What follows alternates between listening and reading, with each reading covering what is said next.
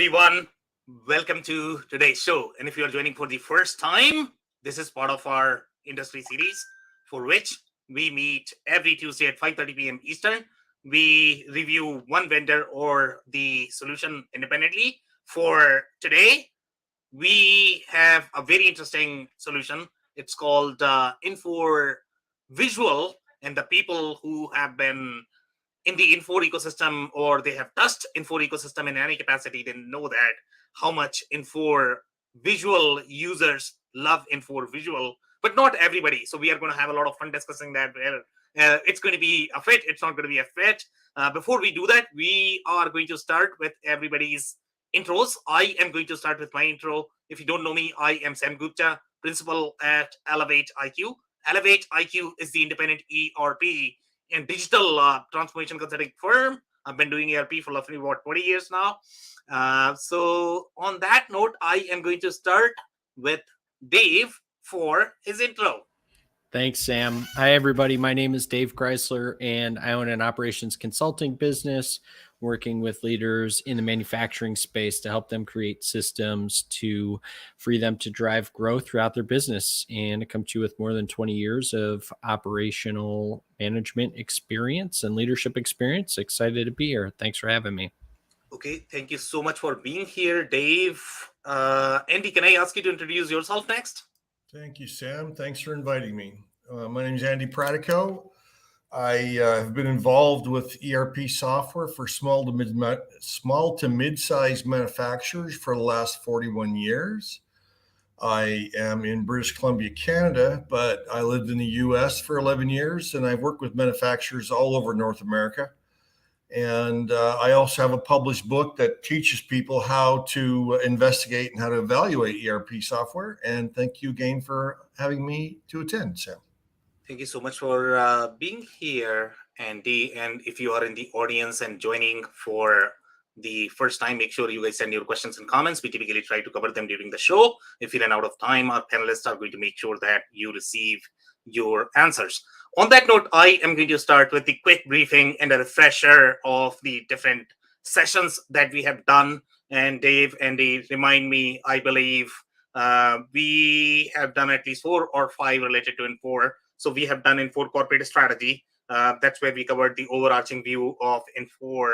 And then we have also done Infor CSI, which is the Sightline product. We have done Infor M3. We have done Infor SXE product, which is the distribution product. And then we have done Infor LN as well. So this is probably the 6th one. That is correct. Okay, amazing. Thank you so much for the validation, Andy.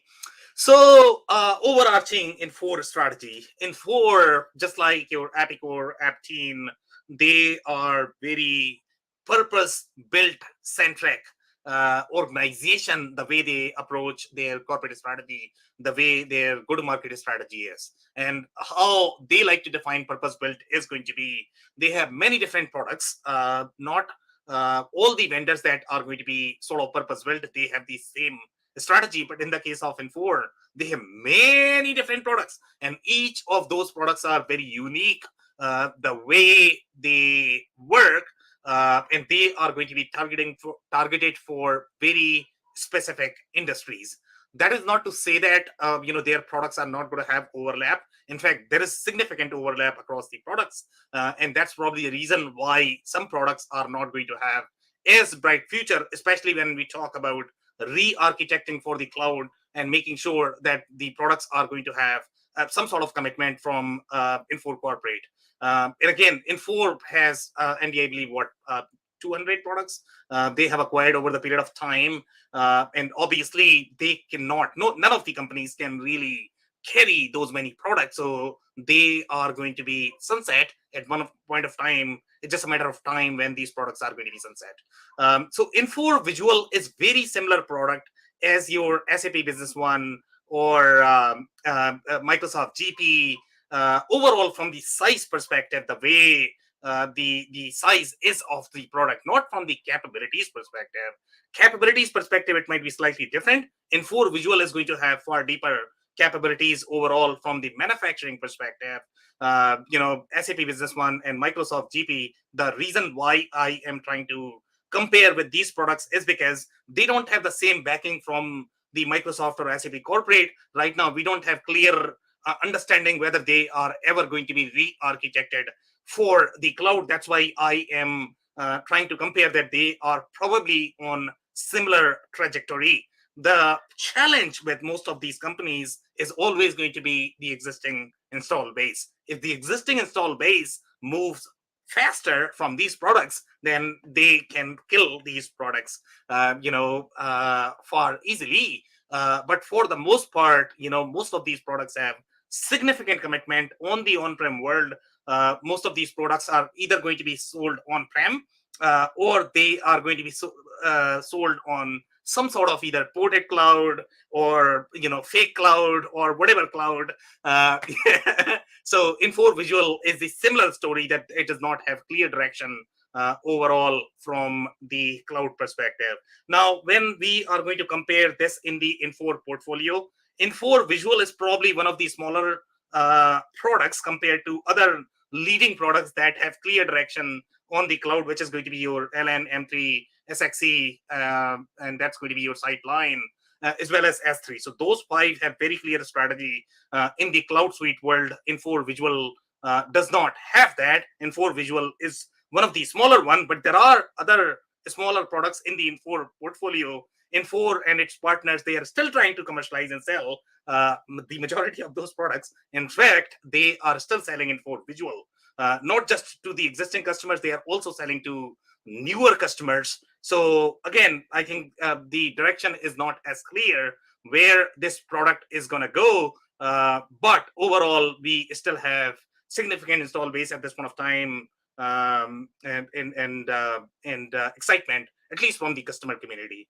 So I am going to pause there for briefing. Did I not cover anything that we typically cover for the briefing, Dave, Andy? I think you covered it pretty well, Sam. I think another point of comparing Visual to those other products you were describing is more from a technology standpoint. Visual certainly is much stronger when it comes to manufacturing functionality, but it may be behind the curve a little bit regarding technology, just like GP and the SAP Business One systems are. Yeah, great point. And we are going to be touching on some of the features, where the product came from, what is the strength. A lot of people talk about different strength from the Visual perspective, but there's no sort of clear consensus in terms of where Visual fits. In fact, Visual actually had 2 different products, that I personally didn't know. I came to know when I was reviewing the demos and some of the collateral, and Visual had one product for job shop. There was another one for ERP. ERP one was for bigger product overall. Job shop did not have as much functionality. Typically, when we speak to anybody in the Visual community, they all are going to say that Visual works really well in the custom manufacturing space. Engineer to order is what they are going to say. But I have seen Visual installed all over the place. Yep. Be it your distribution, architecture firms, you name it. I mean, it's just all over the place in my mind. You've seen them with any company with a pulse. Exactly. Which, of course, is not the way to do it. But But just to comment on the 2 different systems, Sam, I saw your PowerPoint. The Visual Job Shop system was developed by the same authors as Visual ERP, and they were both purchased by Infor back in 2004, but the Visual Job Shop system isn't supported any further. Okay, that's a great point and great addition. Thank you so much for that. Okay, so mainly I think we are talking about Visual ERP. So basically, if you are looking for Visual Job Shop, if you still have that somehow, obviously now you know that it's probably not going to be supported. So what you are really looking for is the Visual ERP. So here's a little bit history about how Visual ERP system evolved. So it was started in somewhere in 1992. Initial release of Visual Manufacturing by Lilly Software Associates, 1993.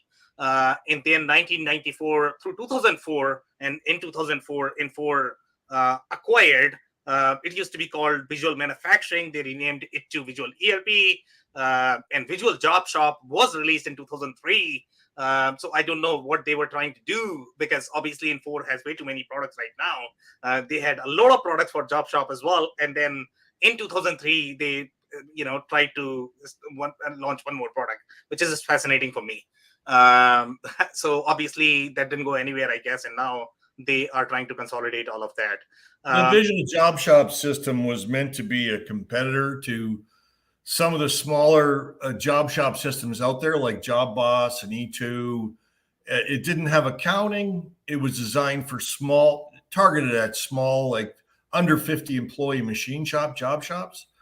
And it didn't get a lot of traction. It certainly does have some loyalty, but like I said, I don't think it's being supported any further.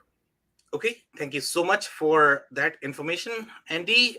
So moving right along, so in 2004, Infor really acquired.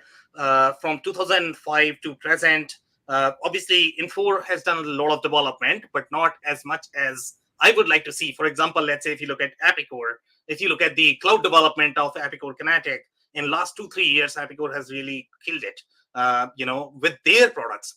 So if they can do it in 2-3 years, if the corporate is really committed to a product, it should not take more than 5 years to re-architect the product on cloud. And that we have seen with many different product lines within 5 years. For example, Acumatica, within 5 years, last 5-7 years, they are now one of the most popular. They didn't exist in 2015, I guess.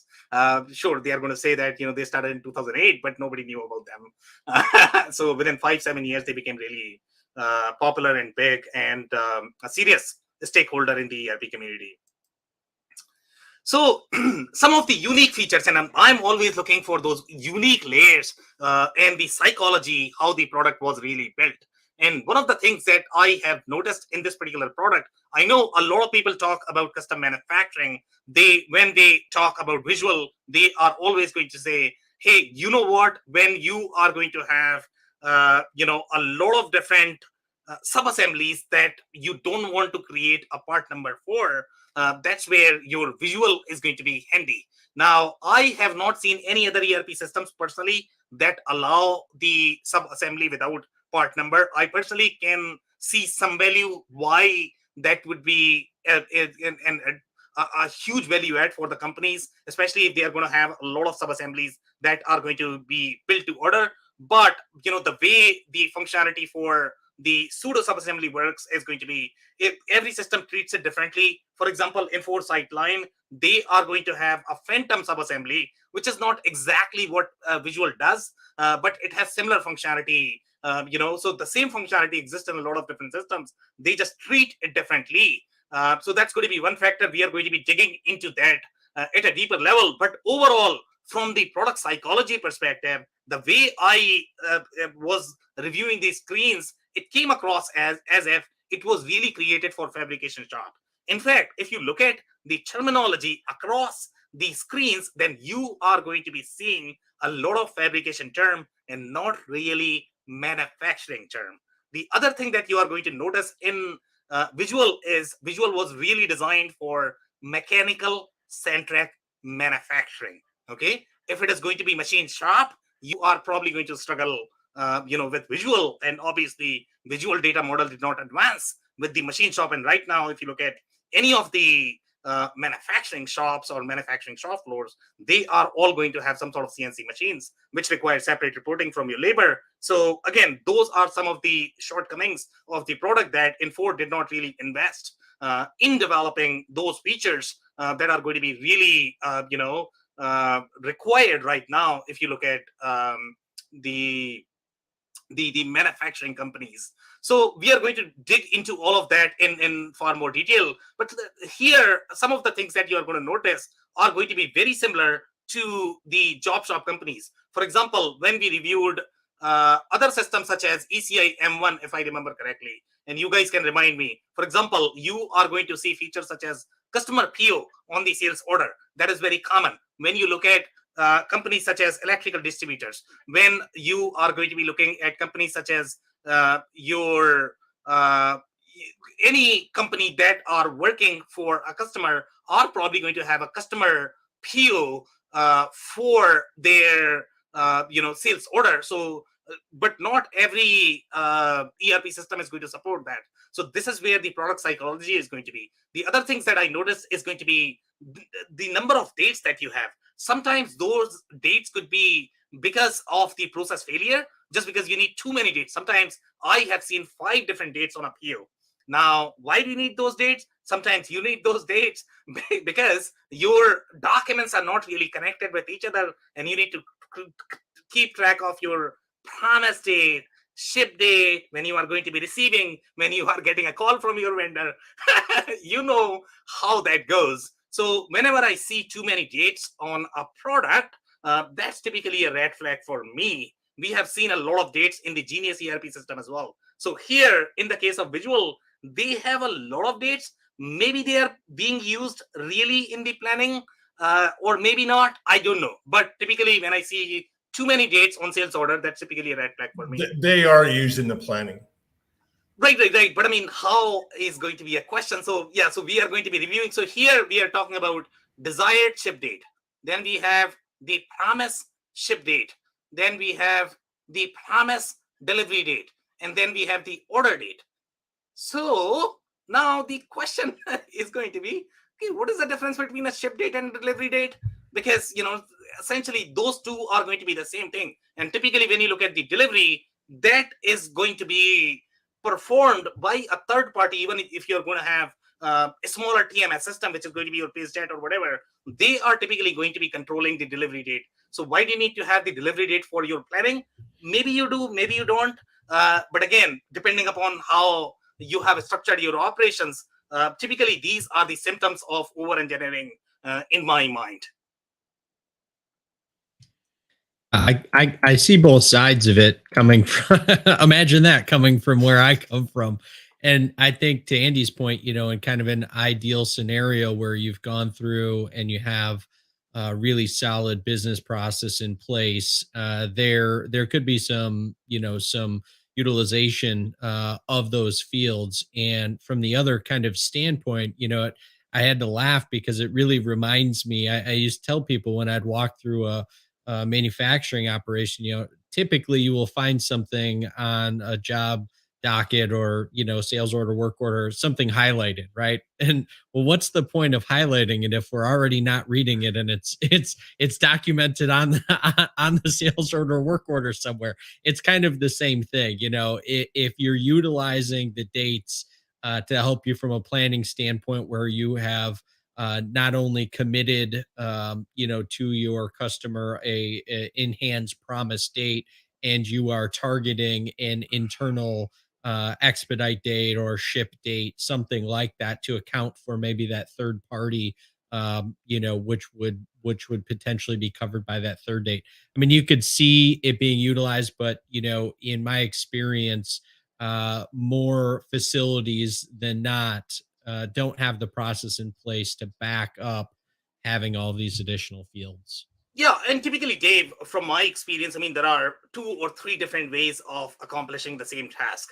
If you go through the same ERP process where you're going to have allocation priorities, then you probably would not need a date, right? But you could also translate that in a date and use as a date field. So again, in my mind, whenever I look for any sort of deviation, okay, if I compare 5 different ERP, why 4 of them do not have a date and this has a date? So there could be 2 reasons. Number one, it is trying to sort of solve the broken process problem, or there is a real need in this industry. In my mind, I have personally not seen these many dates being used in any of the ERP system or in the manufacturing. So that's typically a red flag for me. The other red flag is going to be you have the FOB and shipping at the customer order level, which I typically like to see at the line level. And this is going to speak that, okay, now when you are capturing this at that level, then you are much smaller size system, because typically your shipment detail is going to go at the line level. So that's sort of speaks for the size of the system,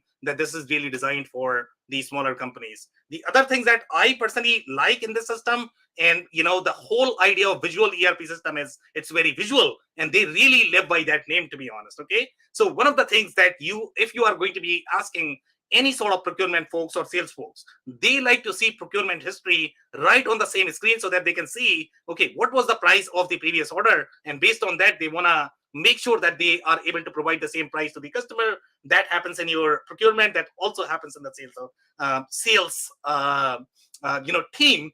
So here we have the entire history about the customer right at the customer order level, which is fascinating, to be honest. Okay, if you can provide that, so that's probably the reason why customers really like Visual, based on these small, tiny, mini features that Visual is able to provide to be able to assist the users and with their workflow. Now, the other things are going to be, for example, let's say if I look at, and this is the material planning window, and typically when you look at the material planning, this is not going to be at the drawing ID or drawing revision level.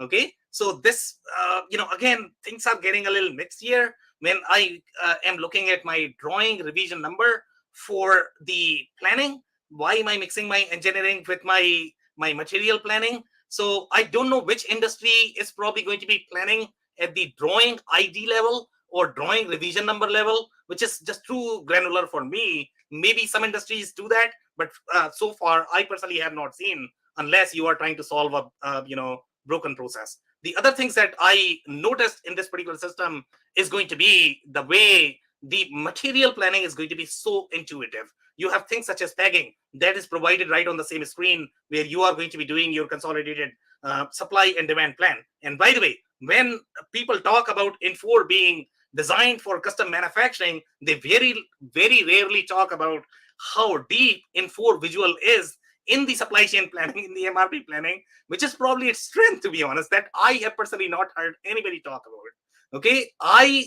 absolutely loved the way the supply chain planning is done in the system, but it's very rarely spoken about that, what Visual can do. So we are going to see, okay, how it basically handles when you are talking about planning at the item level or at the plant level, whether you talk about just the material planning or the scheduling, they both are done equally well in the Visual system. The other things that are very unique that I personally have not seen, I don't know, Andy or Dave, if you have seen in any other industries. I think, there have been some sort of demand to find out the other layers as part of lot ID. But as such, I have personally not seen where that is going to be used. So here we have the lot ID, we have the split ID, sub ID, operation ID. And by the way, this is the inventory transaction entry. So you have a lot more layers. It's almost like your subdimensions of your chart of accounts that I personally have not seen in any other system where that may be used. The other things that I noticed is going to be the piece level planning and piece level data capture that you have available. And this validates our assumption that I initially mentioned, that this was probably designed for more of the metal fabrication shops or the metal shops, and that's why it has this functionality, which is going to be at the piece level.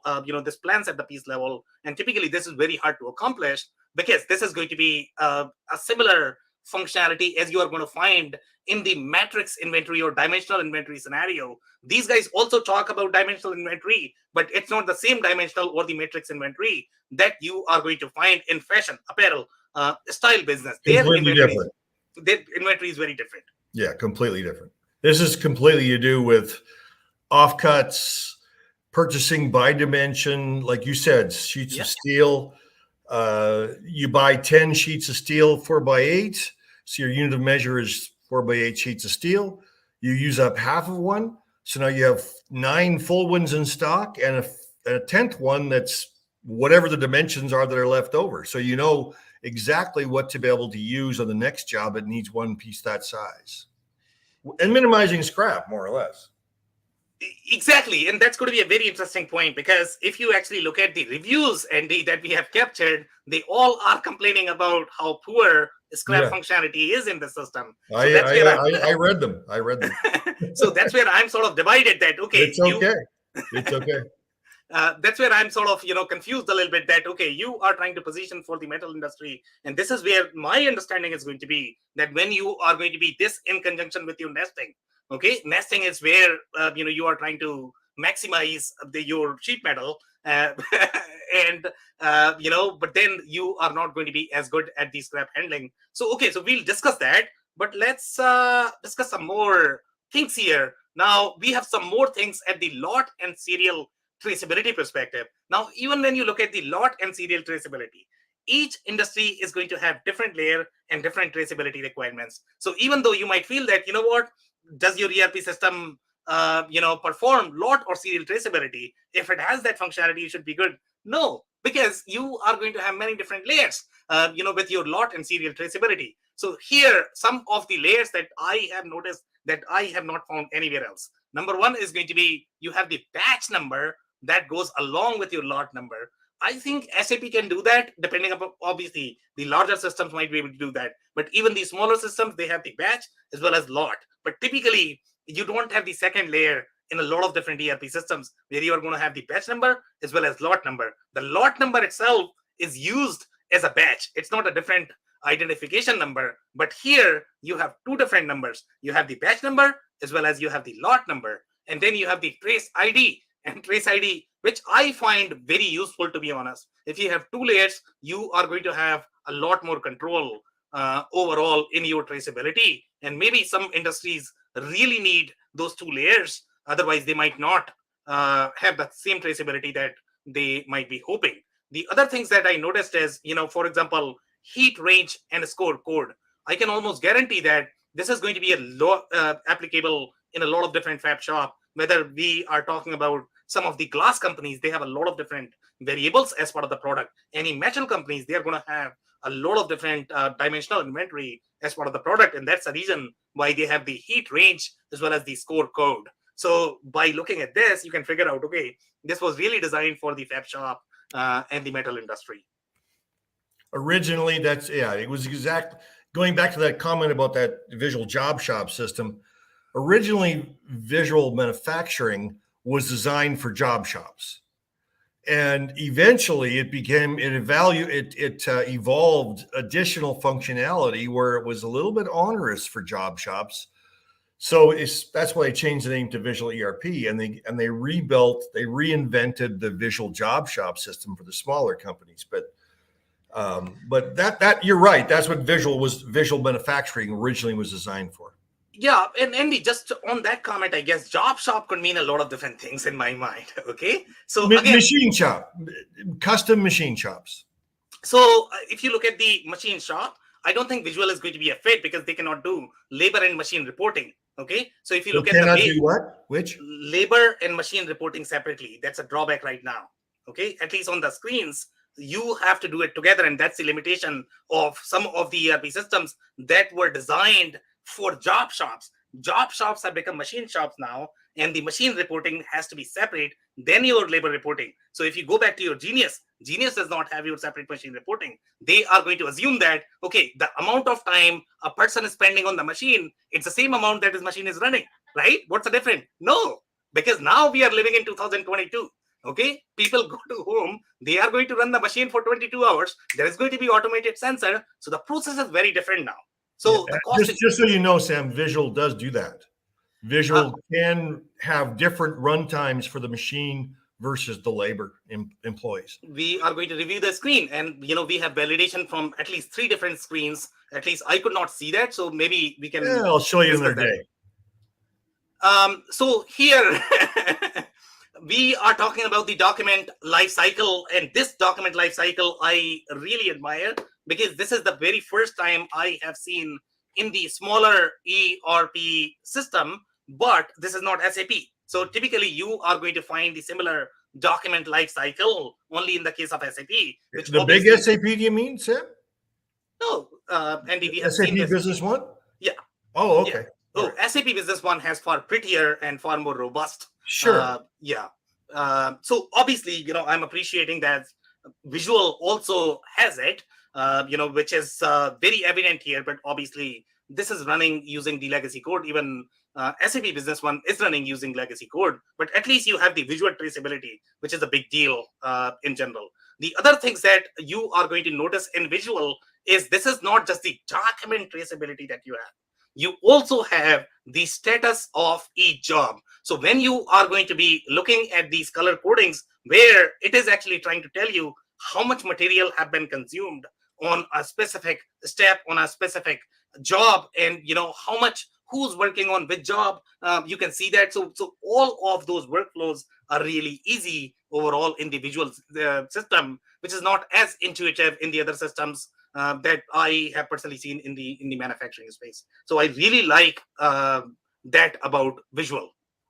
This is it's more of a transactional traceability, and surprisingly enough, the other Infor product you're familiar with, Sightline, they've adopted that functionality in Sightline now. Yeah, but it's really bad. If you look at the In Sightline, yeah, it's really is bad. it? I haven't seen it in Sightline. It's really bad, Andy. Really? Oh, so boy. Again, okay, so when we talk about you know what? When the software didn't have the DNA to start with, and you try to jam things in, it's like anything, right? You end up having a good little mess. Right. So when we look at, so for example, I always give the example of configurator. Configurator could mean 2 field on a form, Right. on a site, or it could be a 3D configurator. Absolutely. So, so a lot of companies are going to claim that they have the transactional traceability. But when I look at the transactional traceability, this is where, for me, the role model always is going to be SAP, because the transactional traceability is inbuilt as part of each of the product that they do. And that is just phenomenal. Nobody does as well as SAP. This is the first time that I've seen a product that does similar to SAP, which is obviously Infor Visual, which is wonderful. Okay, so scheduling. When I look at the scheduling, a lot of people talk about how good scheduling is in Infor Visual. To be completely honest, I didn't see any difference between what I have seen here versus any other ERP systems that are going to be designed for manufacturing. For the most part, it's very similar. The only difference between visual scheduling versus the other systems that are going to be designed for manufacturing, in that the only thing is going to be that you don't require a part number that we are going to be discussing very soon for your sub-assemblies. But as such, when you are looking at schedule, you are looking at work center based schedule that most manufacturing ERP systems can do. You'll be able to trace and track and do the what if scenarios. All of that is possible in most of the systems that are really designed for manufacturing. So I personally don't see that as a plus for visual. There are other aspects of visual that are really strong, which nobody talks about. But scheduling is in my mind, it's not as strong as what people claim. You know what? You're absolutely correct, Sam. On the surface, I completely understand. I'm not sure what other screens you have, but you see what you're describing right here. Obviously, it has the same functionality as most other APS type systems. Finite, infinite, backward, forward, shifts, all that kind of jazz. But and you can do simulations, of course, by all those different, till the cows come home. But the real difference between Visual Scheduler and anybody else's is it's not just measuring on-time delivery or percentage versus the promise date. It's also measuring the profitability of the simulation. So when you're doing a simulation, you can see which simulation will give you the best on-time delivery, but at the same time, it'll also show you which ones will be best, hit the bottom line the best. So you can make your decision not just on-time delivery, but of which one's going to make you the most money. So here's my challenge with that argument, and maybe Dave, you can help me with that. And typically, when you are looking at the profitability, that means you are layering your costing data, you are layering your freight data, as part of your scheduling. So in my mind, just to be clear, this is the throughput calculation that Ellie Goldratt invented for the theory of constraints. Right, I understand that, but I mean, for what purpose is what is going to be? I don't know. I mean, Dave, do you have any commentary there by any chance? No. Okay. So again, great point, Andy. You can look at some of the other screens here. So here, at least when I look at this one, and these are the screens taken from the demo, where it's very clearly evident that the only thing you can do is you have the start run, you have the stop job. I am not seeing machine run. And typically you are going to see a function for your machine run. And this has been that's validated. under the advanced tab. You don't have that tab opened. Sorry, what's that, Andy? Andy, you are on mute right now. That you're on the cost tab. So what you're showing is to do with the cost to do with that operation or resource. The next tab over is advanced, and it'll show you what percentage of the time you're going to need employees at that specific machine or other tooling or any other kind of currently scheduled resources. Okay, but typically, I mean, when people are working and they are clocking their time, you are probably going to be seeing that up top, right? What you're looking at here is the estimated amount of time. The actual will be captured while it's happening, right? And you'll have a variance analysis from there. This is in the shop floor, Andy. So this must be happening on the shop floor. So this is the actual. This is the estimate you're looking at. You're looking at the estimated time at this resource. Okay. Which is fine. That's that's part of the quote. Okay. But if you want to see what the advanced tab shows you for what you're describing, Sam, I can show you another time. Yeah, we can discuss another time, definitely. Yeah. Okay. All right, guys. So here are some more comments here. This is the visual job shop commentary overall. So in this particular, they are saying that visual job shop did not really have a lot of different features that were really available in the visual ERP. In most cases, that is going to be related to supply chain management. That was not really available in the visual job shop. And we all know from the other discussions that we have had so far that, the job shops, they don't do a very good job of the inventory management or the supply chain management. And that could have been the reason why they took out all of that functionality from visual ERP to be able to design the visual job shop. I think you're right there. So here, one of the things that you are not going to notice when you are looking at, the manufacturers, they typically require the aftermarket support or the service. And for some manufacturing companies, this is going to be okay. But let's say if you are the OEM, typically you are also going to require the service functionality, service scheduling. That is something that I have personally not seen in the documentation in any of the demos. So that is probably going to be a drawback, that if you have any sort of warranty workflow, service order, service scheduling, visual is probably going to be going to fall short there. And it's really designed for that, in and out jobs where you don't really have any sort of, support required after once you ship the products.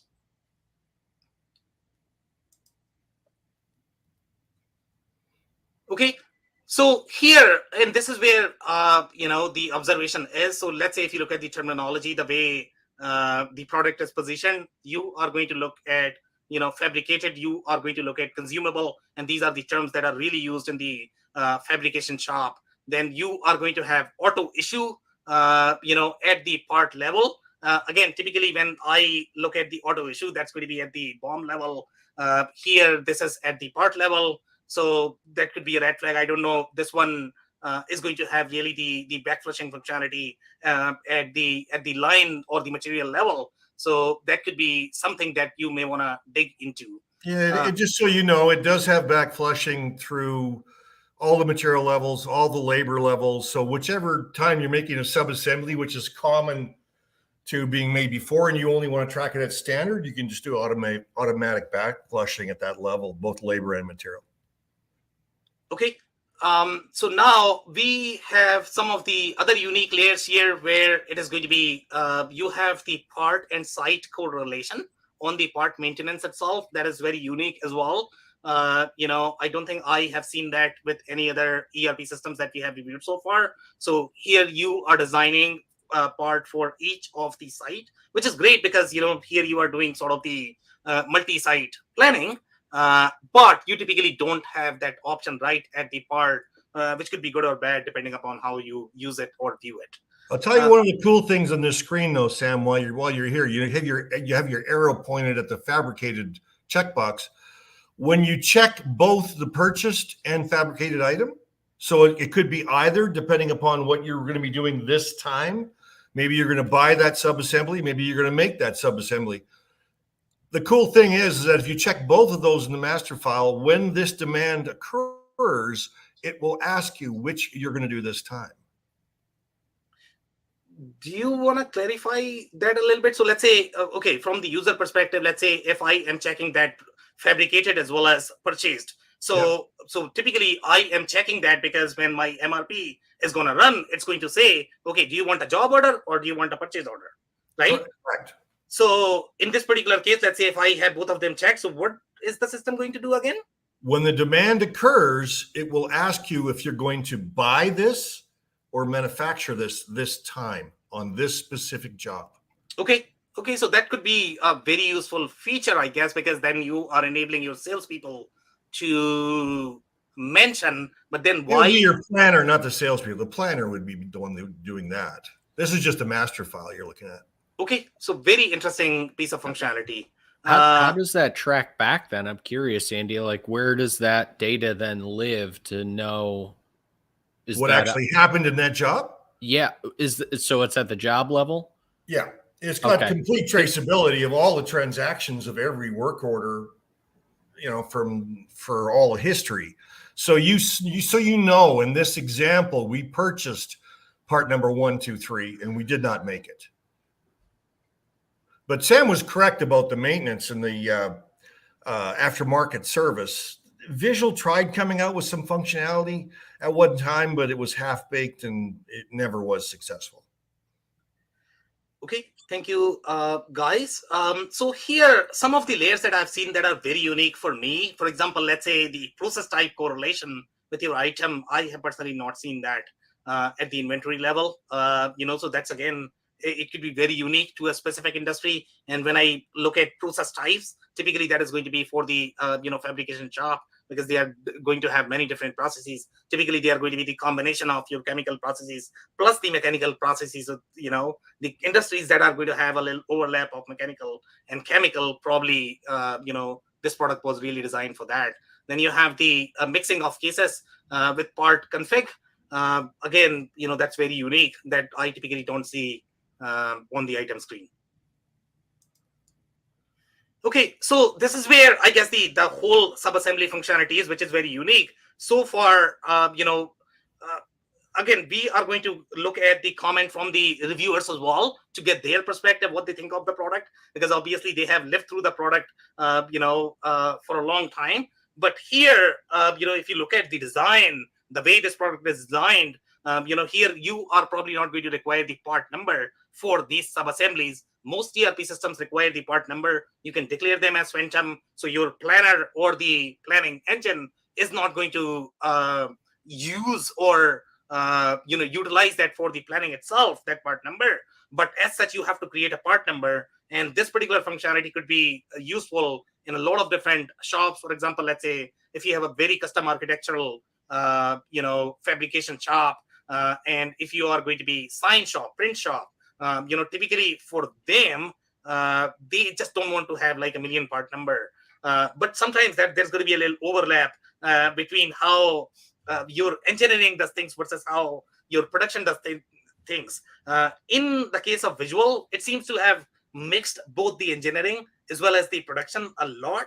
But again, if you are going to be very custom shop, then you probably would want this inside your ERP system. Well, just realize what that is. That's not really a subassembly. Those things you see on the right, those are sub work orders. Okay. So, and these are custom sub work orders. So they're never stocked. So they're kind of like a phantom in the fact that once they're assembled or built, it blows through, in this case, to the mill, it looks like, where the line takes you to. The welding operation. But so those are not sub-assemblies. Sub-assemblies that are put into stock would be one of the folders you see in the left-hand column. I'm colorblind, so I can't tell you what color that is, but I think it's red. If it was coming out of stock, a sub-assembly, it would be one of those red things. These are sub-assemblies. These are sub work orders that are never stocked. Okay, just to be clear, I think there is a terminology issue here. So when you talk about subassembly, do you always refer to them as the ones that are going to be in stock? Is that what you're saying, Andy? Subassembly would be going into stock, yes, and then issued back to the job at the next level up. You see, these are issued to the main job immediately upon the completion. There's no transaction. As soon as you finish that sub 2, it immediately gets welded into the main assembly. So this could be a very visual specific term, to be honest. From what I have seen with the other ERP system, they might have sub-assemblies, that could be in the stock or they could be built to order. Right. So that doesn't need to be always in stock. So when I say sub-assembly, I am using it loosely, that it is going to be a BOM that is going to be as part of your parent BOM. And then there is going to be a, child work order that is going to be associated with your parent work order. The work order, this is an engineer to order work order you're describing here, because these sub jobs are absolutely custom.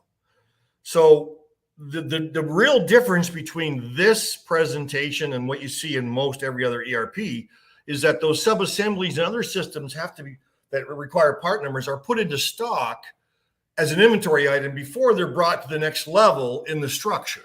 Now, what happens when you put an item or a structure, a bill of material into stock is it loses the visibility on the cost breakdown of that sub. In this case, you also sometimes lose the connectivity of the scheduling from one level to another when it goes into stock and then back to the next level up.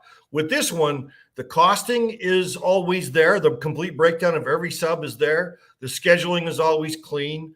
And like I said, you never, ever stock what you're describing. The visual calls those legs, not sub-assemblies. Right. And I think, again, the only value that I personally see here, and that's my perspective, okay, is going to be the requirement of that part number, to be honest. The other things that you mentioned, in my opinion, I think you can do that in the other ERP systems as well. I don't know. Maintain the, let's think about that for a minute. When you take a sub-assembly and you put it into stock with any ERP, it rolls up to one cost number, which is called the material cost. You lose the labor cost. You can go back to the work order that built that item, but in the actual build of this structure, you've lost the cost breakdown of that subassembly. It's only one material cost. Whereas with Visual, it maintains the complete cost breakdown of labor and material throughout the entire build. That's why it's good for ETO. Interesting.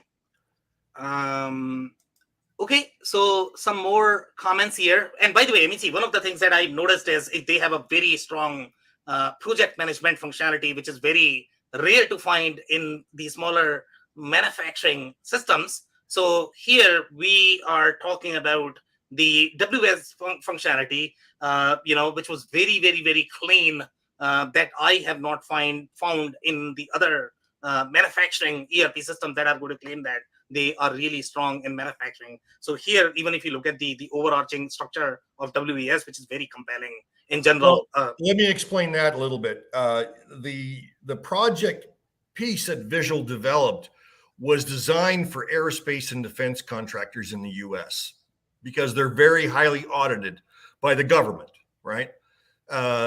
So when you have a company here in that's not an aerospace, that's not a governmentally audited organization, sometimes this module is a shotgun shooting flies, if you know what I mean. It's way too powerful.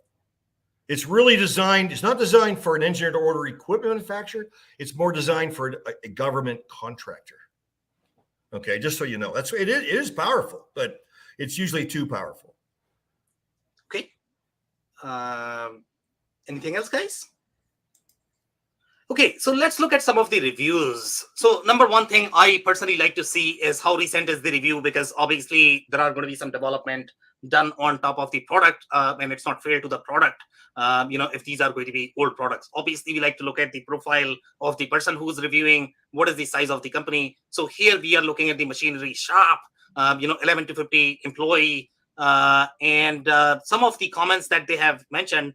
Infor operates on proposed availability rather than actual. If a work order is late to the due date, Infor still treats the material as if it is available now, which is sort of a shocking comment in my eyes. And the reason for that is because, because Infor Visual, as we have all heard Andy speak, and a lot of people speak, that Infor Visual is really known for scheduling, but the users don't have the same feelings here.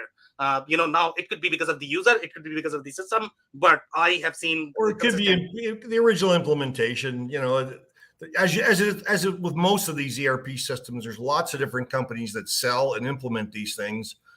They don't always have the credentials to implement it properly. Right, but at the same time, when you see a trend in a specific review, that means that's probably real. If 5 people are reporting the same thing, it depends. Yeah. It's possible, yes. Yeah. So that's what we try to do as part of these forums, that we try to look at the trend. So here, the other things that we have noticed here is engineering changes are cumbersome, manual changes required of parts, assemblies in your library. Again, this is where the visual sweet spot was. So the user is not sharing the same feeling that they are having challenges with the engineering changes. Now there is something going on here with the ref changes or the way you are going to be carrying your inventory. I think there is a real concern there. So make sure you are going to be taking closer review of that. Here they are saying software for a continuous manufacturing environment. So they have recommended that this might work for the continuous manufacturing environment. And I personally don't know any ERP system that can work for continuous manufacturing environment. It's that complex. I think he means like repetitive manufacturing is what he meant, not continuous. I don't think it's process he's talking about. He's talking about probably repetitive manufacturing, which is really the opposite of what visual designed for. But that's beside the point. Everyone has opinions. Yeah. So here, the user is saying we have had to write multiple add-ons macros to get visual to work effectively for us, which is a shock, because based on the way the design, these screens are designed, you would think that visual is probably going to be good. So now the second review is coming from electronic manufacturing, 51 to 200 employees, and this is the quality and manufacturing engineer. It was selected as a Y2K solution. They wanted to replace homegrown solution.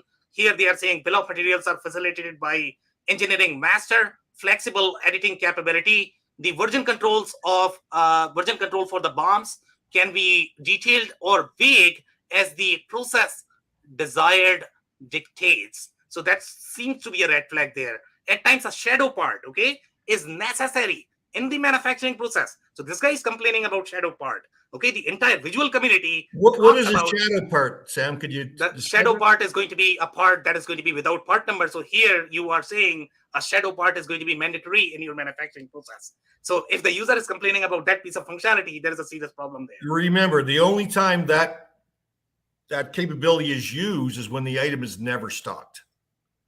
So in this case, it sounds like he's trying to stock those items. And there's something going on there. Again, review that, why that is happening. So I'm not saying that, but there could be a problem. So make sure you review that. This shadow part does not require an inventory transaction. And they are saying that it does not require an inventory transaction. And it is made as a separate process, sometimes out of sequence to the general process flow. Infor Visual version 6.3.5 does not have that capability. So you know what year 6.3.5 came out in? Any idea? I don't have that, Andy. 1996. He's never upgraded, is what that's telling me. Maybe, but he's reviewing in 2018. So yeah. No, he's got the same version he's had for 20 years. He's never upgraded. Okay. Some more comment here. There is no easy way to differentiate between engineering documentation and production documentation. Huge red flag, and that's what my perception was. When I look at the product, they are trying to mix too many things, engineering as well as production. That's not how ERP typically treats these things. And that's where I think, that's where the real problem is, at least with me. I don't see them to be together as part of the same system. Typically engineering goes through a very different revision process versus your production. Here the user is saying that it was intended for mechanical manufacturing, which is right as well. That's my perception too. For electronic manufacturing process, this is not ideal. That's what the user is trying to say. So we are close to our time now. we'll review some more. So here, the user is continuing with the electronic manufacturing process control is not ideal when referencing inline or custom processes used to build product. For material control, it is excellent unless a modification to a standard product is required. And we did this on 60% of the product going out the door. The co-product feature that removes material from an assembly requires the creator of the work order to calculate the percentage of cost. The removed items are from complete something. Occasional data collisions are happening. So obviously you have data integrity issues, corrupted transactions at times. The accounting procedures in place found them by the end of month where they were corrected. The processes need a higher level of accountability and control. The processes can be formalized with workflow scripts to ensure the higher level of control. Yeah. So again, these are the consistencies that we found in the reviews. Again, pay attention to those when you are reviewing, the system. And I'm actually going to open up for the commentary that you guys might have. Sure. I'll go first. I mean, having a comment from someone that's on version 6.5.3. I mean, I know other companies that are on that older version, and obviously there's been upgrades and enhancements and improvements since that time. However, they're still using a 20-year-old software package, and they're still finding it acceptable. So that's kind of impressive. And the other thing that's kind of nice about Visual is kind of the opposite of what we were talking about earlier regarding web enablement and some of the newer technologies, is that 30% of the Visual customers don't even employ an IT person, a professional. So the whole advantage of being in the cloud and not requiring an IT person or a server, and Visual only needs one server. It's not such a strong selling feature with Visual. I mean, the customers that like Visual and use Visual are the ones that do want to remain on-prem. If you want a cloud solution, you're not going to chase after. You're not going to investigate Visual. Yeah, good. Yeah, thanks, Sam. Yeah, good commentary. Interesting functionality. Some new pieces that we haven't seen before. So that was good to learn about and kind of hear Andy's takeaway on that. So yeah, for me, some interesting takeaways in terms of specific functionality for this particular product. So when the software first came out, and it was 1992, it was revolutionary. I mean, it was the world's first Windows-based ERP for manufacturers. However, it's not 1992 anymore. It's 2022. And, probably around the 2010 mark, Visual wasn't getting as much R&D as a lot of other systems, and it's been surpassed regarding technology. There's no question. But functionally wise, it's got functionality that no other system includes. And you can, to kind of your point too, Andy, about, a lot of the places that, that this would really fit in don't have a lot of that IT infrastructure, don't have, that's right. It kind don't of need serves, it serves its purpose is my point. Yeah. And again, kind of like what we reviewed during a lot of these, when you find your lane and you have well-defined process, exactly. Yeah. So I mean the comment about scheduling, you're right. I mean, the first pass looking at that scheduling screen, it looks like everybody else's, and that's the misnomer that everyone does when they're looking at scheduling software systems. But there's a reason why Visual actually does have customers using their scheduling system, and it's not that screen. It's the reasoning behind it. So you know exactly why you're going to be late at all times, and you know exactly what to fix at all times, so you can be proactive instead of being reactive. And, I know I'm not trying to convince anything, but like I know a customer in Detroit that has a promise on their website that uses Visual, and they promise that we will be on time or we'll pay you. And they've never been late. They've never paid a penalty, and their lead times are the shortest in their industry. So, there's some pretty cool things in that tool. Yeah. But to look at that screen at one fell swoop and see why it's different than other scheduling systems, it would take a lot longer discussion. Right, I think guys? the big point behind that, though, Andy, is, I mean, it still is going to come down to internal processes. No question. Yeah, No the technology there is there to support those processes and the people Yes. executing. But by and large, that case study you just laid out there, I guarantee they have They have a disciplines. well developed process. Yes. And you know what? The reality, they say that only, we talked about statistics of people being successful with ERPs. They say that 1% of manufacturers are ever successful with the built-in APS engine in any ERP system. Now, the fact that Visual has 10% that actually do it sounds terrible, but it's actually kind of impressive. All right, guys. So we are really close to our time right now. We can take some short comments, otherwise we need to close. Hey, Visual's been around for a long time. It's very function rich. It has a lot of functionality. If technology is not in consideration, if you don't, I mean, there was mentioned about reporting. Well, it depends on which modules that person has. Like, commonly, people don't buy all the modules, and so therefore the reporting is difficult. But if technology is not an issue, if you want a system where you don't need an IT person, and it doesn't take much to maintain it for care and feeding, and especially for custom manufacturing, Visual is pretty amazing. Dave, your assessment? No? I kind of already summed it up. I mean, I agree with where Andy's at. It's with any of these solutions, it's really about understanding your own business model, staying in the lane, sticking in your lane, and putting it up against, as you're evaluating, putting those systems up against your understanding of your model and your processes. Okay, and my personal assessment of this product is going to be, if you are looking at the roadmap of the product, make sure you verify that, from the OEM, if they are really committed, and if you can find the roadmap. Or from Infor. We have not clear commitment on the product. So make sure you are paying attention to that. On that note, that's it for today. If you joined for the first time, this was part of our industry series, for which we meet every Tuesday at 5:30 p.m. Eastern. We review one vendor or the solution independently. So make sure you guys are going to be here next week. We are going to come back with another solution. On that note, thanks everyone for your time and insights tonight. Thanks, Sam. Guys.